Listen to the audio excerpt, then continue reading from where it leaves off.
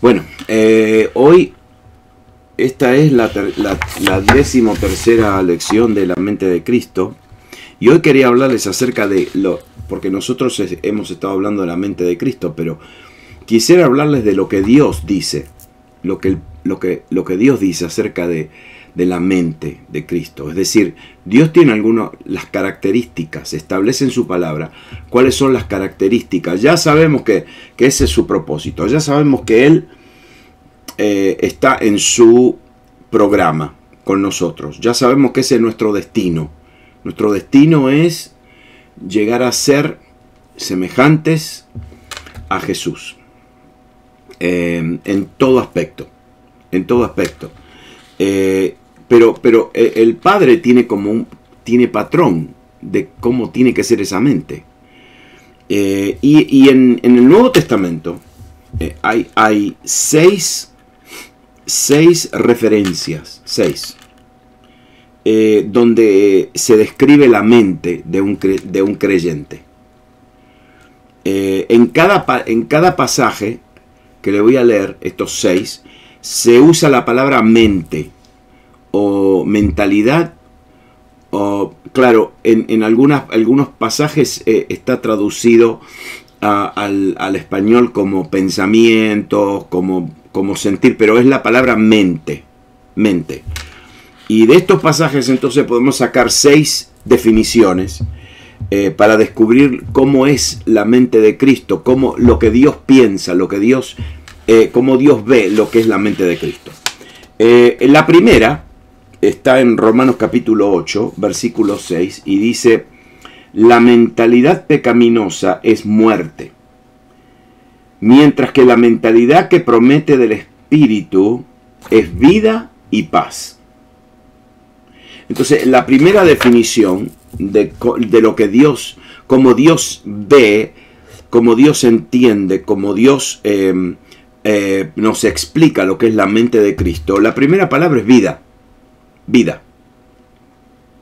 ¿Por qué? Y porque después de ser salvos, nosotros tenemos vida eterna en Cristo Jesús. ¿Por qué? Porque Jesús, cuando nosotros decimos Jesús mora o habita o vive en mi corazón, tenemos que entender quién es el que habita en nuestro corazón. Es Jesús, es una persona eterna. Y si hay una persona eterna que habita en mi vida, entonces yo tengo vida eterna. Tenemos su vida. Ustedes ahora entienden que cuando Pablo dijo yo ya no vivo más, pero Cristo vive en mí, él no estaba hablando en una manera simbólica. Él literalmente estaba diciendo en el espíritu, después del nuevo nacimiento, yo no vivo más. Ahora Cristo vive en mí, y Él está viviendo la vida de Él a través de mi vida. Y lo que ahora vivo en el cuerpo lo vivo por la fe en el Hijo de Dios. ¿Por qué dijo eso?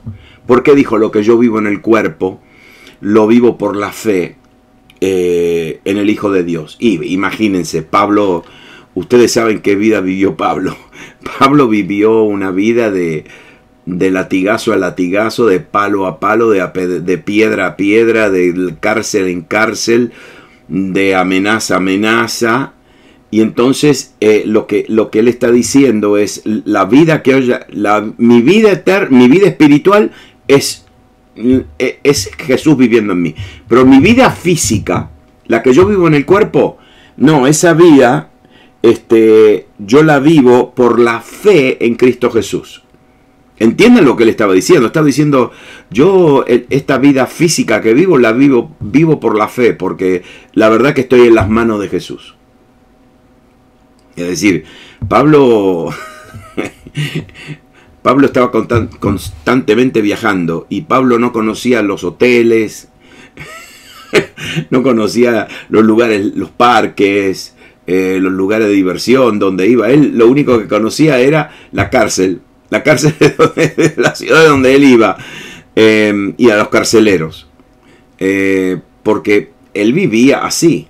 El cuerpo de él, dice, yo ahora lo vivo en fe, porque en cualquier momento, no sé, lo único que le está diciendo es, mi cuerpo físico yo lo vivo por fe. Mi vida física es por fe en Cristo Jesús. Pero mi vida espiritual, no. Esa es una vida eterna porque Jesús vive en mí.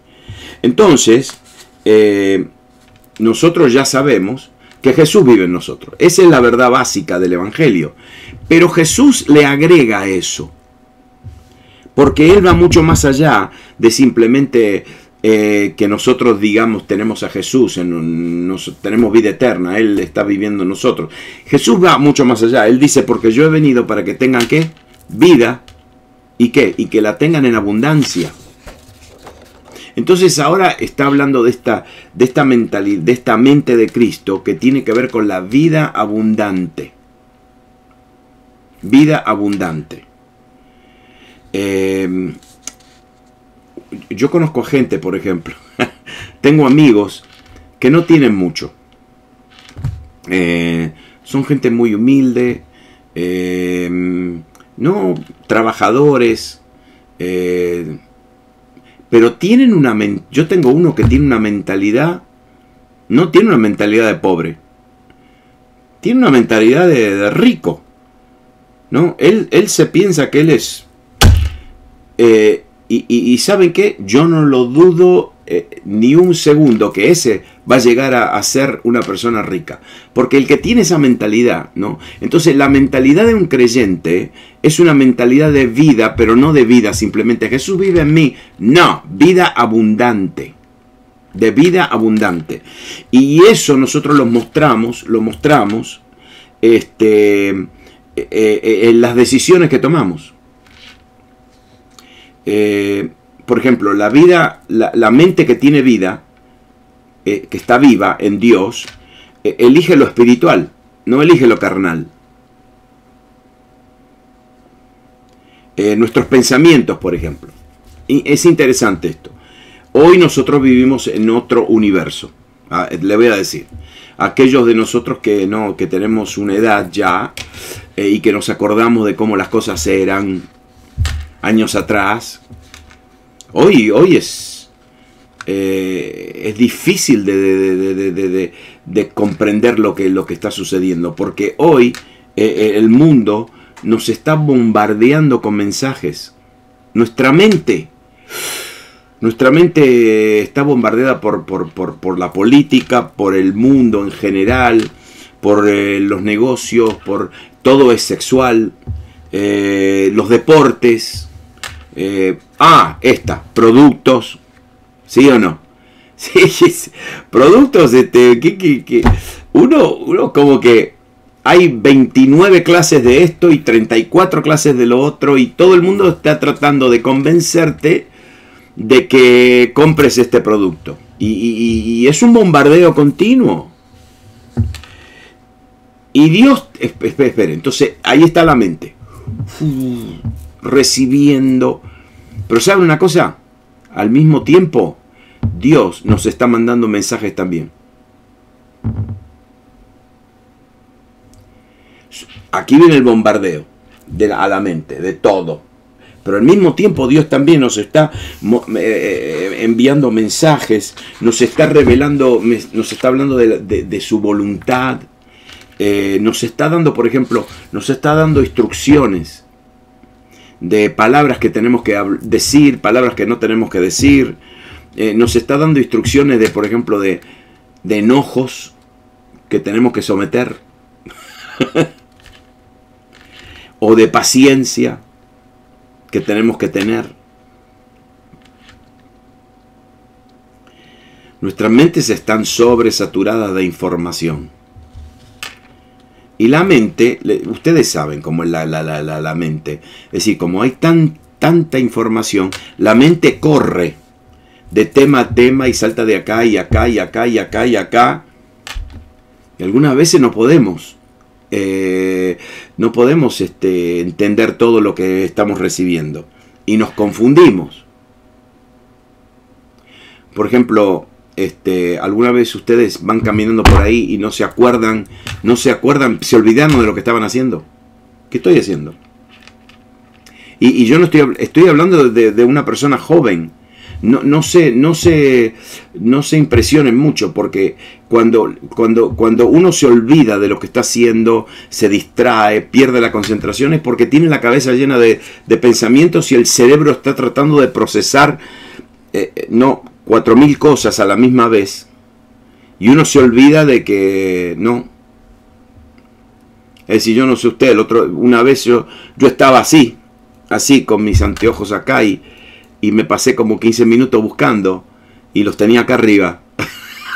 Amén. Vos también, Ariel. Bueno, está bien, estamos bien. No estoy solo. Es que, y le voy a decir a los que son más jóvenes, cuando uno llega a una edad de 40, 50, 60 años, lo que pasa es que nuestro cerebro tiene más información, porque nosotros tenemos 50 años de memorias. Claro, el que tiene 25 años de memorias puede manejarlo mejor, pero el que tiene 60 años de memoria, 70 años de memorias, no. Y nuestras mentes están saturadas, nos confundimos, nos distraemos, y podemos rechazar algunos pensamientos, podemos concentrarnos en otros pensamientos. Pero fíjese lo que nos enseña Jesús. Esta es una mente viva, que tiene vida. Jesús eligió pensar en los negocios de su Padre.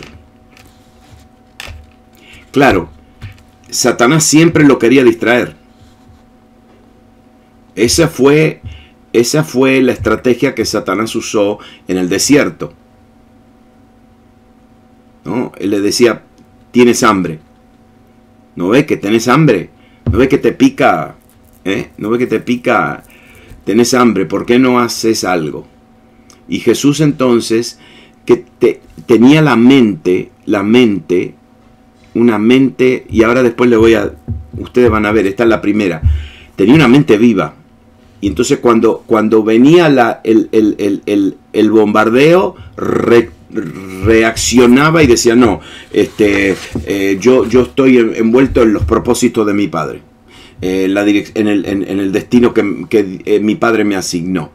Y escúcheme bien, en un momento de cansancio, en un momento de hambre y en un momento de agotamiento y en un momento de sed, porque ustedes saben bien que Satanás sabe elegir el momento donde darte un golpe. Oh, sí. No te va a dar un golpe cuando estás en la iglesia con las manos levantadas adorando a Dios y sintiendo la presencia. Ahí no te va. No. Bueno, sí te ataca, sí, ahí también. Pero no tanto. Oh, te va a agarrar cuando estás volviendo a casa, cuando estás en medio del tráfico, cuando hay gente que te está apretando, empujando al día siguiente. No, Él sabe. Jesús eligió bien. Tenía vida. Y por eso Jesús le dijo, no solo de pan vive el hombre, pero de toda palabra que sale de la boca de Dios. La carne de él estaba gritando que le dé de comer. La carne de él estaba gritando que le dé algo de tomar.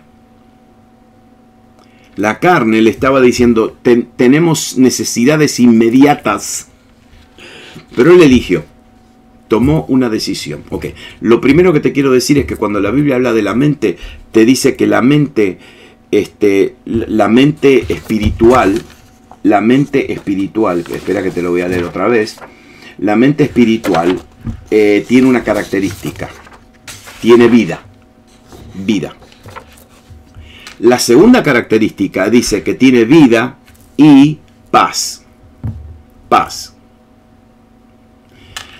Te estoy resaltando el concepto de que la mente de Cristo, el que tiene la mente de Cristo, tiene paz. Entonces, Romanos 8 otra vez, el mismo pasaje, Romanos 8:6. La mentalidad pecaminosa es muerte, está separada de Dios. Mientras que la mentalidad que proviene del Espíritu es vida. Y después dice, y paz. Vida y paz. La segunda característica es paz. Cuando Dios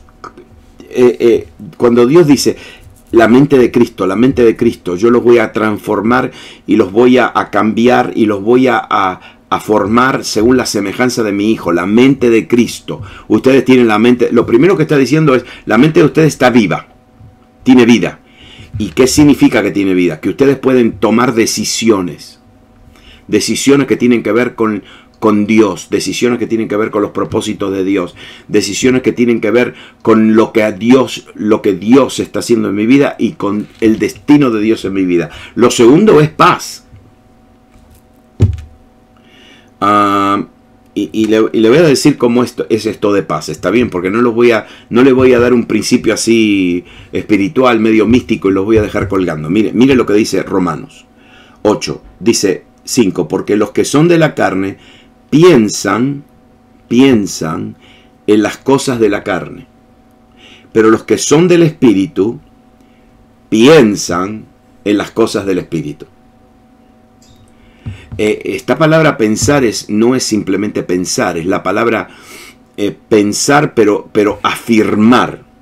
Es la palabra establecer, fijar. Entonces mire lo que dice.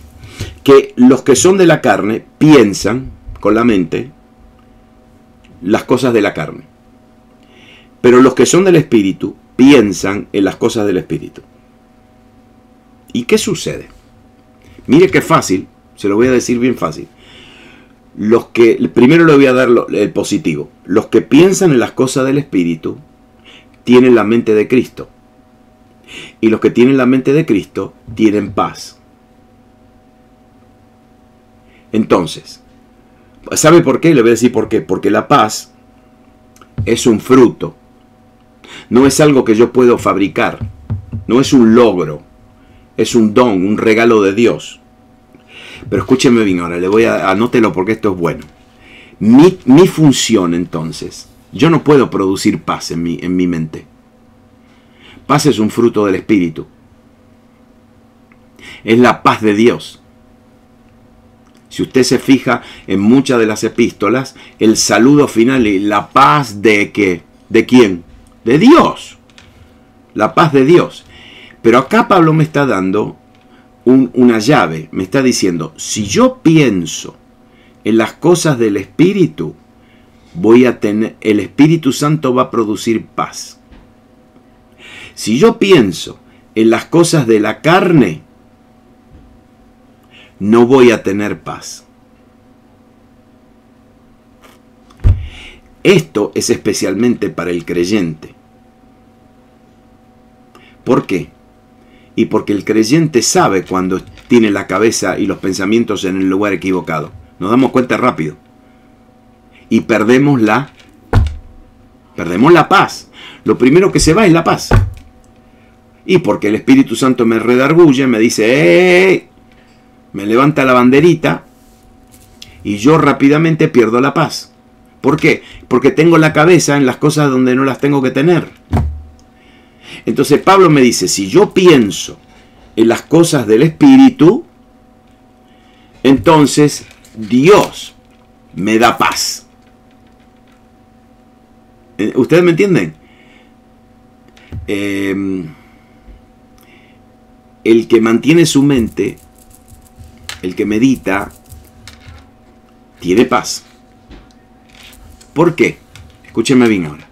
Porque el pecado me separa de Dios, la fuente de toda paz. Ustedes discúlpenme, si yo me separo de la fuente, no recibo nada. Me separé de la fuente. Me separé del Dios de paz. Entonces el pecado es lo que me separa. Isaías 59 dice, son las iniquidades de ustedes las que los separan de su Dios.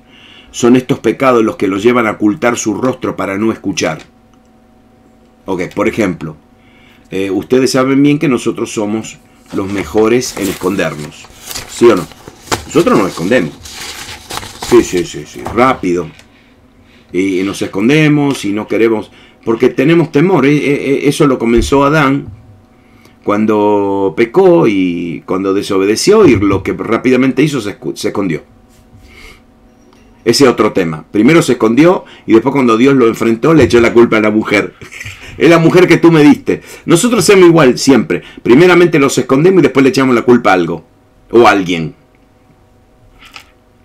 A mí me da risa la psicología, ¿no? La psicología de Freud. La psicoanálisis, ¿no? El psicoanálisis. Generalmente Freud no te explica, no te dice, no, un momentito. Lo que pasa es que tenés un problema de así, porque tenés un trauma, y el trauma fue de cuando tenía 5 meses y tu mamá te metió en una bañadera con agua caliente y te quemó. ¿Y qué? Y bueno, de ese día, cuando te quemó en el agua caliente, tuviste un trauma y ahora de grande, no sé, qué sé yo, no podés le tenés miedo a la gente, tenés miedo, siempre como que encontrándole una culpa a algo, culpando algo, ¿no? Eso es muy humano. ¿Qué pasa? Cuando nosotros siempre, escúcheme bien, por eso no vale la pena desobedecer a Dios. Y si desobedecemos, ¿saben qué? Mejor, uy, se congeló. Me están escuchando, pero me estoy moviendo despacito. Ay. Bueno, ¿sabe lo que vamos a hacer? Vamos a... no quiero que esto sea así. Voy a detener esto, me voy a salir y voy a entrar. Ustedes queden... Muy bien, seguimos. Nosotros siempre o nos escondemos o le echamos la culpa a alguien. Pero el creyente que entiende esto, toma responsabilidad. Y es fácil esto. Es decir, ¿qué nos enseña la Biblia? El que confiesa sus pecados, Él es fiel y justo para perdonarnos. Y después nos dice, y la sangre de Jesucristo nos limpia de todo pecado. Claro. Cuando nosotros no hacemos eso, perdemos la paz. Perdemos la paz. Y no sé, pero... algunas veces hablo con gente que tienen traumas, tienen problemas, y sería tan fácil solucionarlos, ¿no? La solución es arrepentirse de algo, o perdonar, o pedir perdón, reanudar su relación con el Señor. Y bueno, no, le tiene que pasar algo fuerte, algo negativo, alguna enfermedad, alguna crisis en su vida, para darse cuenta, ¿no? Y no sé, como que duele algunas veces ver a personas que tendrían que solucionar esa situación fácil. Bueno, de todos modos, la paz. La primera es una mente que tiene vida, que puede tomar decisiones y que puede tomar decisiones basadas en lo que Dios quiere en su vida. Eso significa que tiene vida. Lo segundo es que tiene paz. ¿Por qué? Porque tiene la mente enfocada en las cosas del espíritu. No permite que el pecado corte la relación, afecte la relación con Dios. Cuando Jesús vino a la ciudad, dice que cuando Jesús vino la vio y lloró sobre ella. Y le dijo, oh, si también tú conocieses, a lo menos que este es tu día, lo que es para tu paz. Mas ahora está encubierto de tus ojos. Yo todavía leo este pasaje y digo, pero ¿por qué no te das cuenta que Jesús te quiere dar paz? ¿Por qué todavía estás peleando? ¿Por qué todavía estás, en otras palabras, vamos a hablar, ¿por qué todavía estamos escondiéndonos de Dios? ¿Por qué todavía le estamos echando la culpa a alguien o no? Bueno, ustedes me siguen. Si hacemos eso, perdemos la paz. Jesús era paz. Su vida fue una total y completa separación del pecado y del mundo. Y Él dijo, venid a mí todos los que están trabajados y cargados, y yo os haré descansar. Carguen con mi yugo y aprendan de mí, porque soy apacible. ¿Ven la palabra apacible? ¿Sabe lo que significa? Paz. Tiene paz. Soy apacible y humilde de corazón, y encontrarán descanso para su alma. Bueno, la paz. La vida de Dios es siempre tener la mente en las cosas del Espíritu. Si yo pongo la mente en las cosas del Espíritu, tengo vida, mi mente está viviendo, es viviente. Si yo pongo la mente, los pensamientos en las cosas que no son del Espíritu, me corto, pierdo la vitalidad. Segundo, la paz. La paz es lo mismo. La paz es si yo tengo relación, si hay algo que se interpone entre Dios y yo, ¡pum!, ahí pierdo la paz. Tercero, la tercera palabra. Segunda de Corintios 11.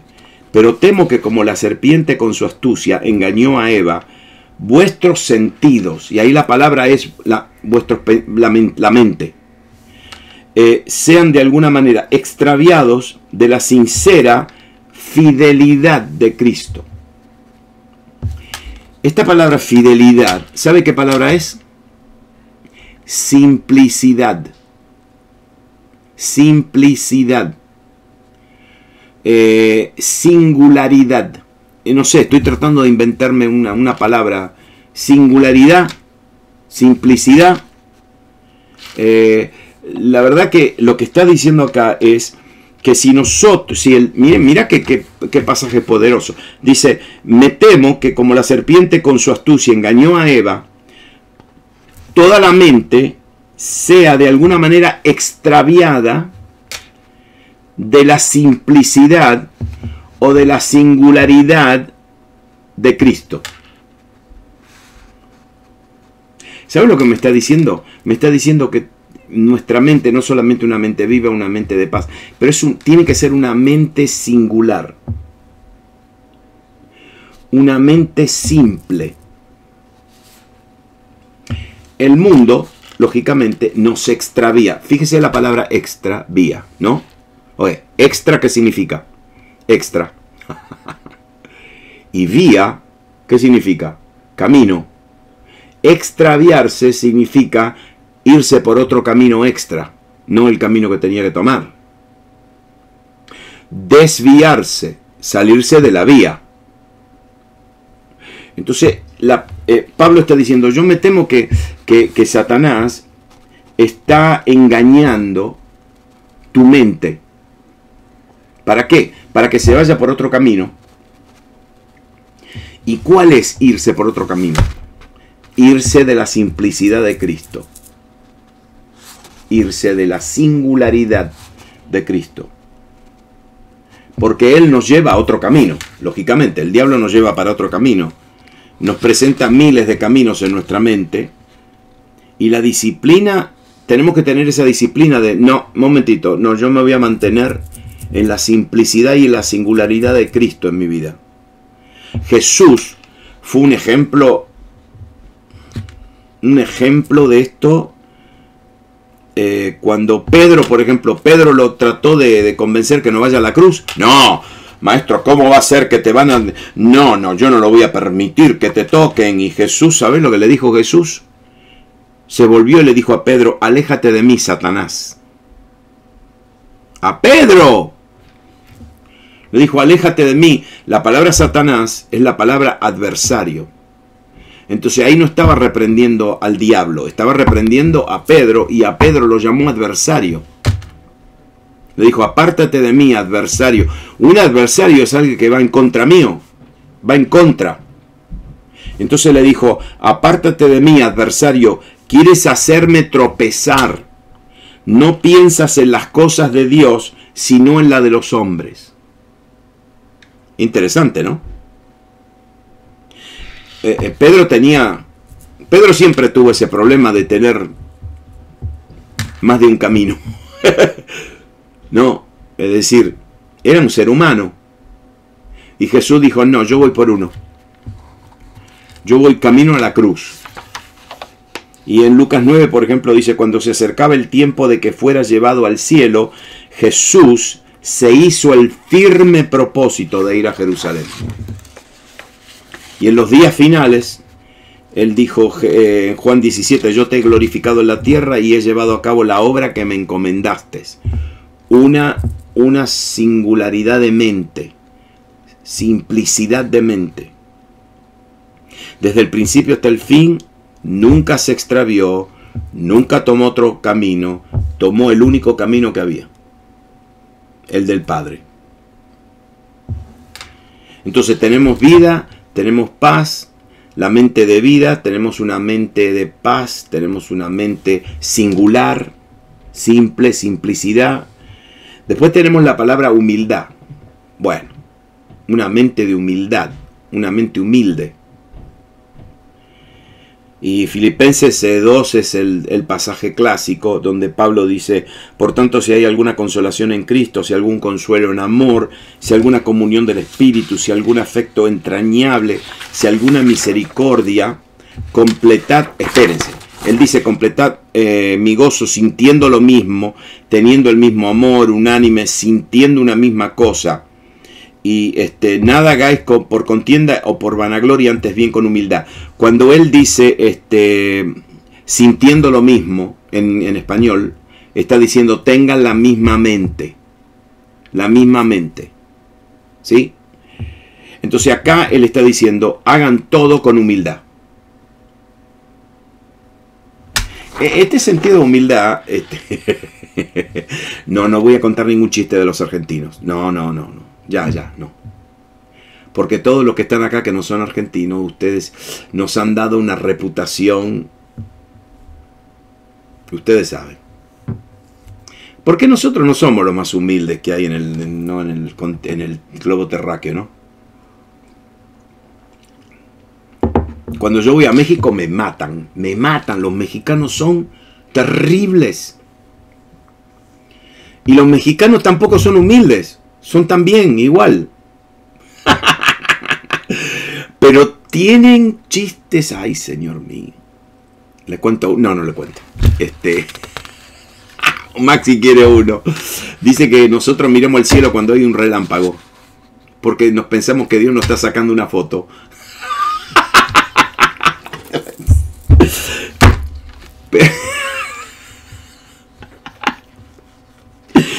Bueno, ¿saben lo que es la humildad? Humildad es, primeramente la humildad es la palabra bajo o baja, bajo. No debajo, pero bajo. Bajo. La humildad es, ¿saben lo que es la humildad? Mire, es tener un sentido de nuestra pequeñez. Es decir, es tener un sentido de que no somos grandes, no somos de lo que pensamos, de que somos todos. Es modestia. Es tener sentido de humildad propia. Es decir, la palabra humilde es la palabra bajo, algo que está cerca del suelo. Eso es lo que significa, algo que está bajito. Y dice Pablo, estimando cada uno a los demás como superiores a nosotros mismos. La mente humilde. Si no podemos humillarnos, a lo menos que tengamos esa actitud de pensar que nosotros somos pequeños. Y le voy a decir cuál es la llave de esto. ¿Cuántos quieren ser humildes? Y te voy a decir rápido. Mira. Si yo me comparo con otra persona, me voy a sentir bien. Especialmente si me comparo con alguien que posiblemente es, no sé, no tiene esto, no tiene el otro, que yo tengo más.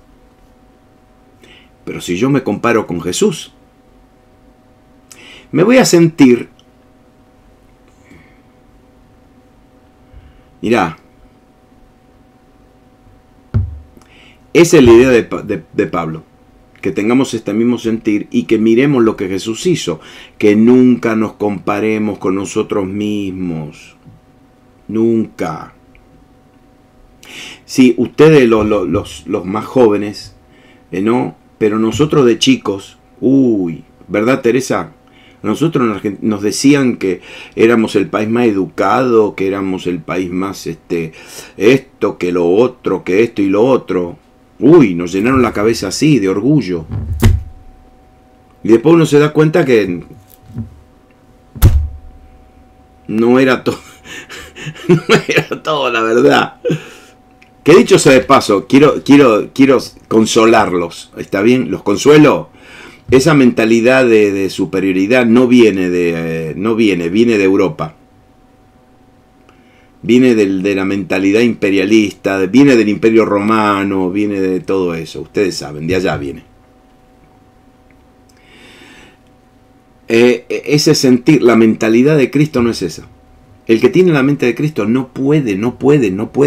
Tiene que rechazar esto inmediatamente. Lo tiene que juzgar, lo tiene que agarrar, cortarle la cabeza, cortarlo en pedacitos, ahorcarlo, quemarlo en una hoguera, pisarlo, enterrarlo, sacarlo de la cueva y tirarle como 29.000 balas. Destruir. Esa mentalidad no tiene absolutamente nada. La mentalidad de orgullo y de pensar que yo soy mejor, eso no tiene absolutamente nada que ver con la mentalidad de Cristo. Al contrario, es lo opuesto.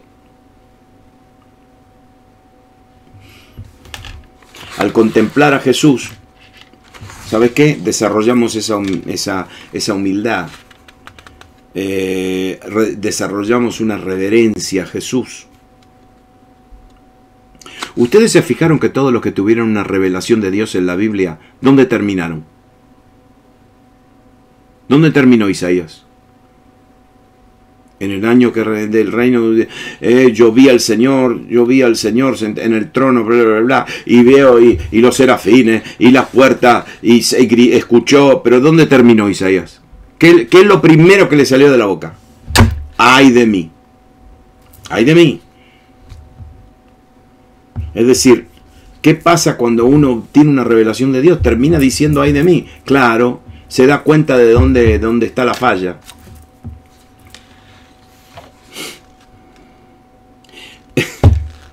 Miren, si nosotros pudiéramos decidir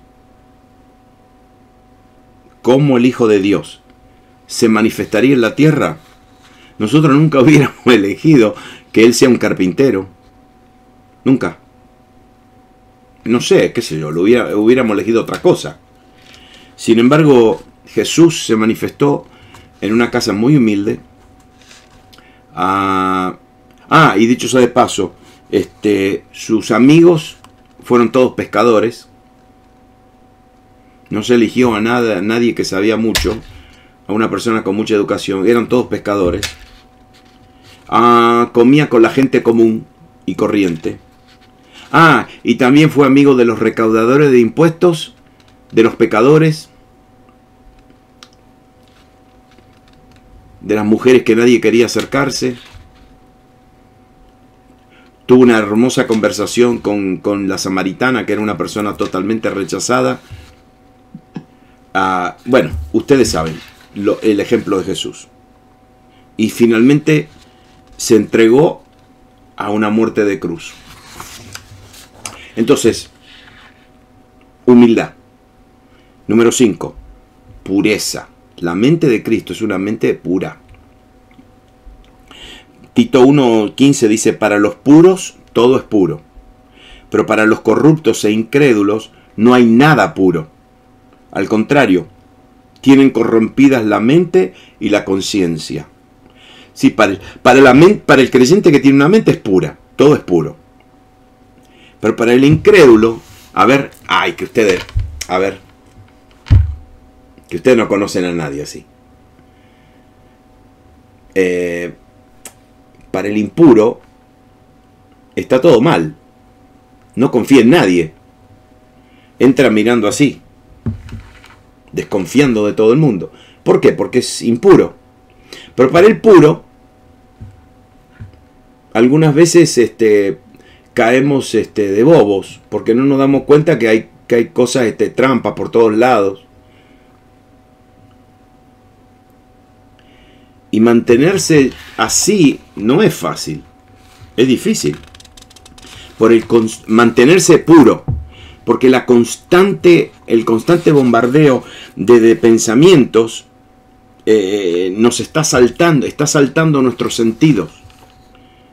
Y hoy otra vez hay recursos a nuestro entorno que nos ofrecen áreas de pecados sin precedentes. Aquellos que venimos de muchos años atrás, lo que estamos viviendo hoy para nosotros es un shock. Porque esto no se veía hace 40 años atrás, 50 años atrás. Ahora, mire, le voy a explicar esto de la pureza y se lo voy a explicar rápido, ¿está bien? La batalla por la pureza tiene mayormente dos áreas. Y te voy a explicar esto y después te doy un vislumbre. ¿Está bien? Un consejito. La batalla por la pureza tiene mayormente dos áreas. Primeramente, no es lujuria. Es la lujuria por lo prohibido. Nosotros tenemos una curiosidad por lo prohibido. Si no, decirle a un nene que no toque eso. ¿Y qué va a hacer? Tarde o temprano va a meter el dedo. Bueno, comienza ahí de pequeños. Y después cuando crecemos, entonces empezamos a... nuestro entorno, la cultura nos empieza a decir, no, eso no, eso no, eso no, eso no. Y la mente me dice, eso sí, eso sí, eso sí, eso sí. Entonces tenemos la pureza, te estoy hablando de pureza. Tenemos una atracción a las impurezas de cosas prohibidas. Lo ilegal, lo ilícito. ¿Usted le parece que, por ejemplo, pecados sexuales, inmorales, adulterio, ¿usted le parece que es por placer? No, es porque es prohibido. Es el gusto y el placer de hacer algo prohibido.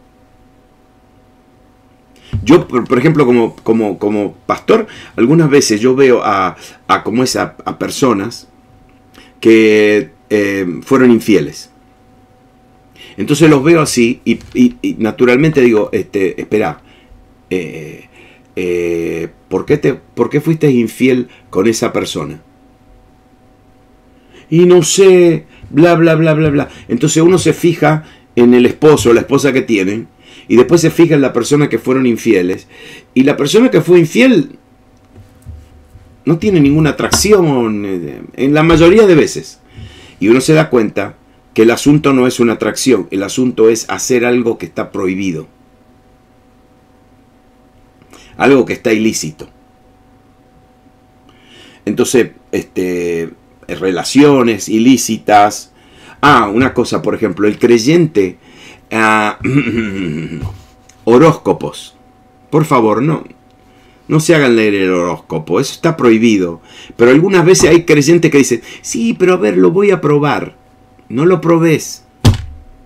No lo probés. No ve las películas, cosas que no tenemos que... Bueno, todas esas cosas. Te voy a decir, la atracción a lo prohibido. Y después la lujuria, no de lo prohibido, pero la lujuria del poder. Del poder. Ahí está la otra. Estoy hablando de cosas impuras, de la impureza. Está la atracción a lo prohibido y está la atracción al poder. Tiene que ver con, por ejemplo, las ansias descontroladas de ganar dinero, de acumular dinero, de ser rico, de ser rica. Eso es una impureza que tiene que ver con el deseo de tener poder.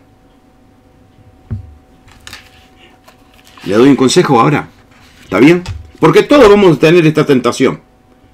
Aleluya, a lo menos que haya un ángel por ahí o una angelita, un angelito. Todos. ¿Te digo lo que hay que hacer? ¿Cuántos quieren saber? Ok.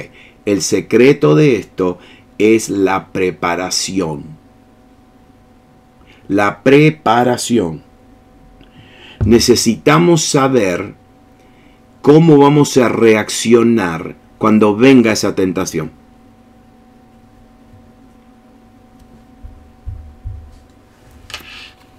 Porque es difícil hacer una decisión bajo presión. Escúchame, si tu debilidad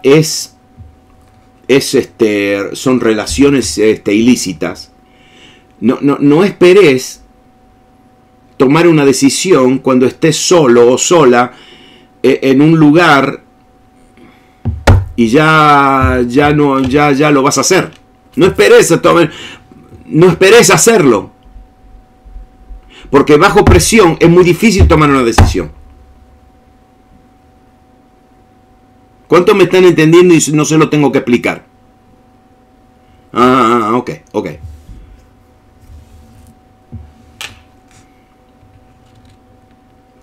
El secreto es prepararse.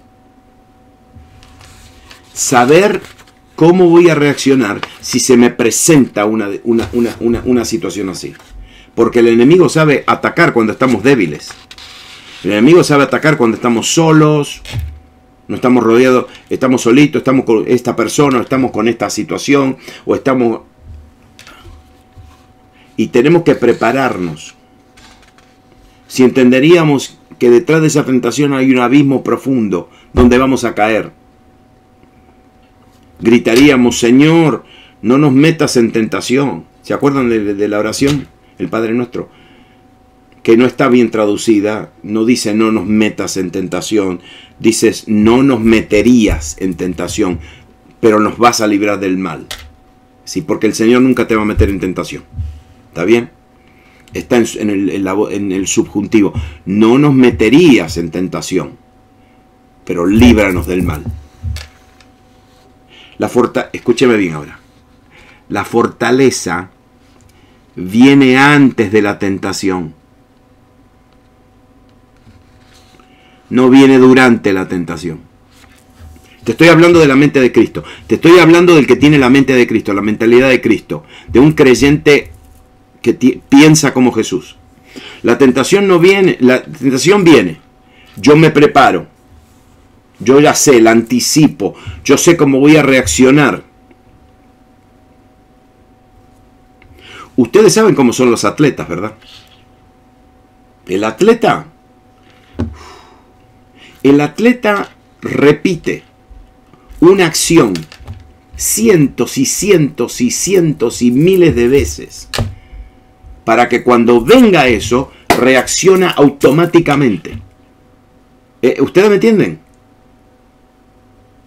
El atleta no se prepara, no se prepara un ratito antes del partido, de la competencia. Hace un año entero que se viene preparando y viene haciendo lo mismo y lo mismo y lo mismo, lo mismo, lo mismo y lo mismo.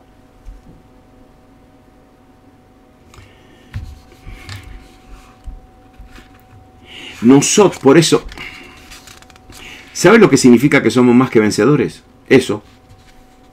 Somos más que vencedores porque podemos vencer cualquier cosa que todavía ni llegó. Más que vencedores significa que nosotros podemos vencer antes de que la situación llegue. ¿Por qué? Porque ya nos preparamos. Por ejemplo, tenés que conocer tu debilidad. Todos tenemos debilidades. Todos.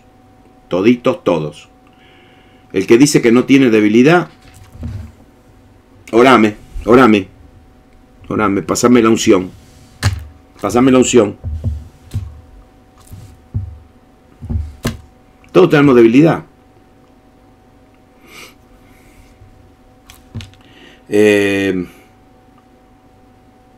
Si nosotros conocemos nuestras debilidades, nos preparamos. Yo conozco mi debilidad. Entonces, el diablo me va a atacar así, así, así, asá. Lo ha hecho antes en el pasado y así. Yo aprendí de lo que me hizo. Entonces ahora yo me voy a preparar por si me hace algo. Y cuando te lo hace, estás preparado. Hay que cuidar los ojos. Hay que memorizar versículos de la palabra de Dios. Algunas veces cuando viene la tentación tenés que empezar a orar no ores en silencio. No ores en silencio. Orá en voz alta. Sí. Yo tengo un amigo que me dijo, cuando yo estoy siendo tentado, me pongo a cantar cuán grande es Él. ¡Cuán grande es Él! Y digo, y lo grito. ¿Por qué? Dice, porque cuando empiezo a cantar cuán grande es Él, no sé, se me va la tentación.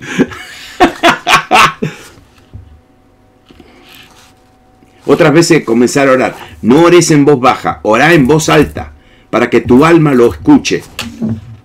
Bueno, esta es la cuarta. La quinta, la sexta, y esta me encanta. Tener una mente sensible y receptiva. Ah, qué lindo. Eso es lo que me gusta de todos ustedes. Mira lo que dijo Jesús. Entonces les abrió el entendimiento para que comprendieran las Escrituras. Él los eligió porque estaban dispuestos a ser enseñados y aprender. El que tiene una mentalidad, que tiene hambre, que tiene sed, que quiere aprender, esa es la mente de Cristo. El que no quiere, el que se cree que la sabe, tiene una sensibilidad, por ejemplo, una sensibilidad a las cosas de Dios. ¿Quiere que le diga algo? Mire, Lucas 9. Lucas 9. No le voy a leer, pero le voy a mencionar. Lucas 9. Jesús, ¿sabe lo que le hace a los discípulos?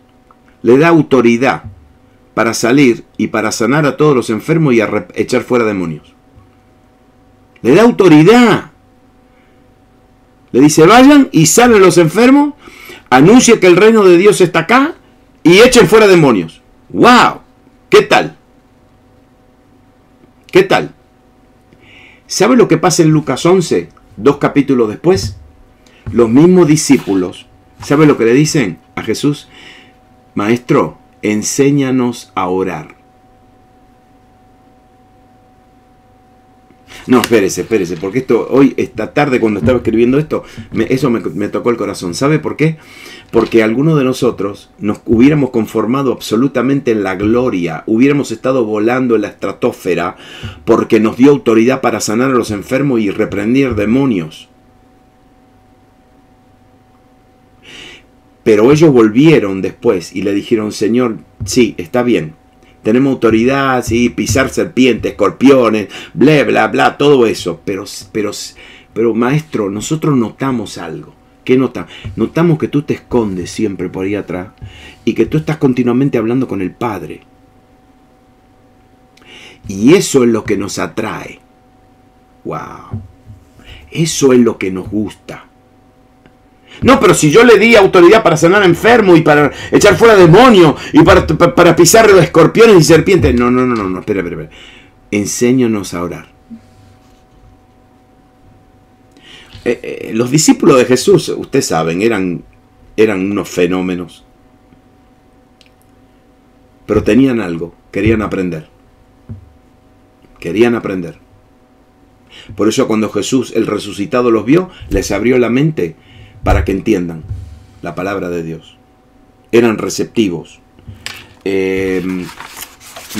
No sé cómo explicárselo, pero deseaban ser espirituales como era Jesús. Querían tener la misma relación con el Padre. Esta cualidad, por ejemplo, le voy a decir, esta cualidad de ser receptivo a las cosas de Dios es indispensable para crecer en Dios. Es indispensable para servir a Dios.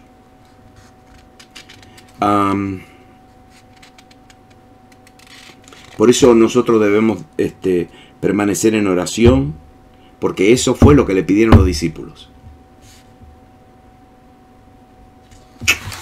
Jesús dijo cosas como, cuando hayan levantado al Hijo del Hombre sabrán ustedes que yo soy y que no hago nada por mi propia cuenta, sino que hablo conforme a lo que el Padre me ha enseñado. ¿Sabe lo que le decía Jesús? Espérese. Jesús le decía, yo estoy viendo lo que el Padre está haciendo y yo estoy oyendo lo que el Padre me está diciendo en tiempo real. Ahí. Él decía, yo no hago nada independientemente del Padre. Hacía lo que estaba en la mente del Padre. Claro, estos muchachos cuando vieron esto dijeron, nosotros queremos eso. No, pero si yo le di autoridad para sanar. No, queremos eso. ¿Ustedes se dan cuenta? Lo que es importante en la mente de Cristo. ¿Por qué? Porque como el Padre es para el Hijo, así el Hijo es para nosotros.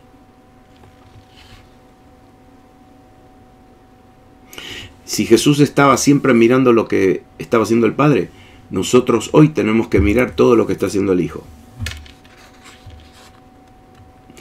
El Padre le enseñó al Hijo y ahora el Hijo nos enseña a nosotros. No podemos hacer nada independiente de Cristo. Bueno.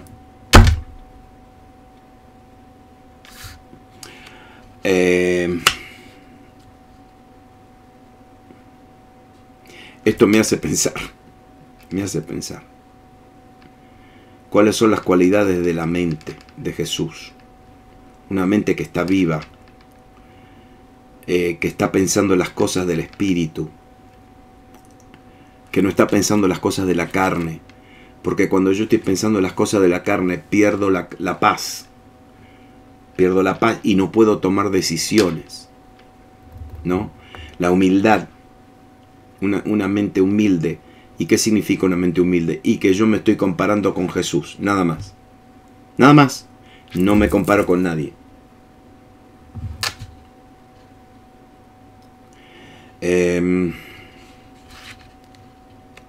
Si yo me compararía con Jesús, ¿sabes? Si nosotros todos nos compararíamos con Jesús, no hubieran complejo de inferioridad, de superioridad, de nada. No, nada. Ah, porque ustedes saben que los psicólogos lo que dicen, ¿no? Que el complejo de superioridad no existe. Hay solamente un complejo, inferioridad. Porque el que se siente superior es porque se siente inferior. Sí.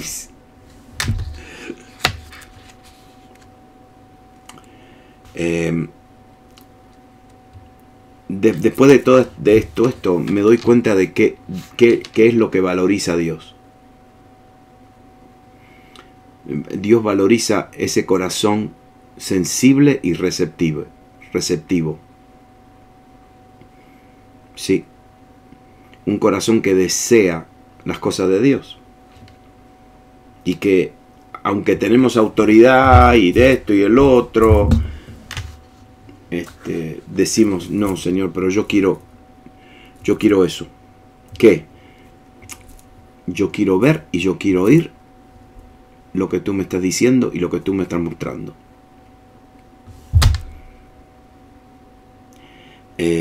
Si uno mira, por eso me duele mucho esto en la iglesia, ¿no? Y por eso estamos hablando de estas cosas. Porque la mayoría del mensaje de hoy es un mensaje de éxito, un mensaje de éxito, de victoria, de esto y el otro.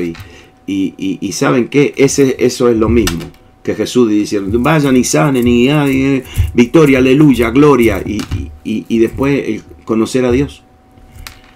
Hay una diferencia con el creyente que dice, yo quiero conocer a Dios, yo quiero conocerle. ¿Ustedes se dan cuenta ahora? Las palabras de Pablo le hacen sentido.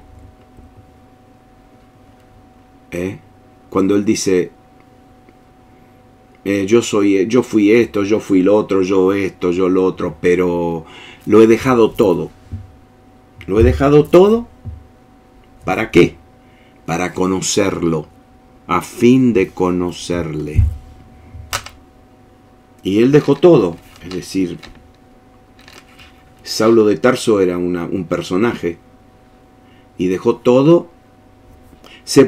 También se pudiera haber quedado en Tarso, siendo un cristiano normal y corriente, como los demás cristianos. Sin embargo, se atrevió a meterse hasta Roma, hasta el Imperio Romano, y enfrentarse al César y a la casa de César, a fin de conocerle. Y nosotros también.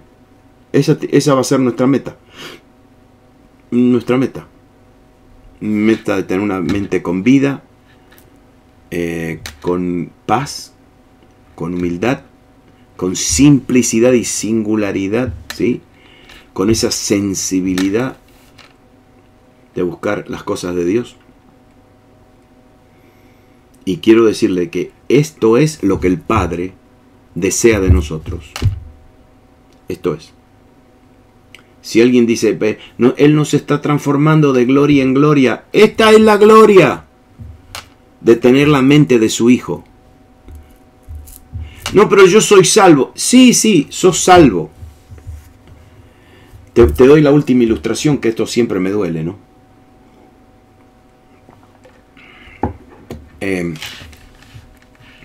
Jesús cuenta la parábola de Lázaro, el leproso, el mendigo. ¿Se acuerdan? Estaba en la mesa del hombre rico y comía de las migajas. Y entonces Lázaro se muere. Y el hombre rico se muere. Pero Lázaro era un leproso. Y Lázaro tenía llagas infectadas. Por eso se murió. El leproso que se muere es porque ya la infección comió todo su cuerpo. Y Lázaro era un pordiosero, pobrecito. Pero Lázaro era un judío. Era un hijo de Abraham. Y se murió de lepra.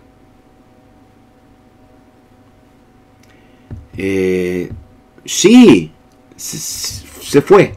Llegó al seno de Abraham. Sí, estaba en el seno de Abraham. Estaba en el paraíso.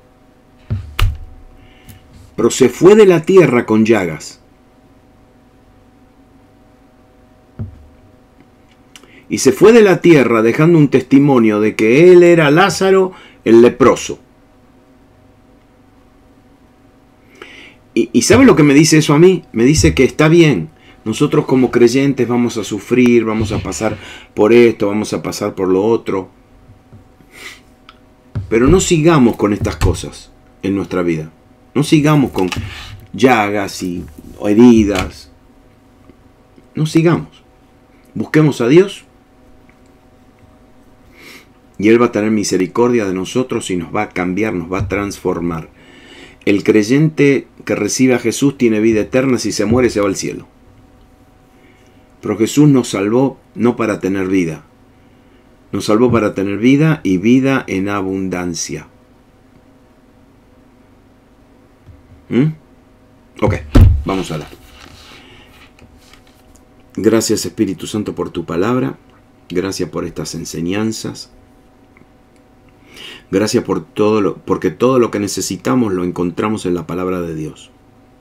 Lo encontramos en la palabra. Gracias, Señor. Gracias porque podemos escudriñar tu palabra y podemos sacar preciosas piedras, diamantes, oro. Gracias porque estamos edificando no con hojarasca, con cosas que se queman, pero estamos edificando con piedras preciosas. Cosas que soportarán el fuego, la prueba, en el nombre de Jesús. Amén. Amén. Muy bien. Yo siempre quiero terminar a la menos cuarto, pero nunca lo hago. Qué cosa. Sí, gracias, Luz. Ahí lo hago.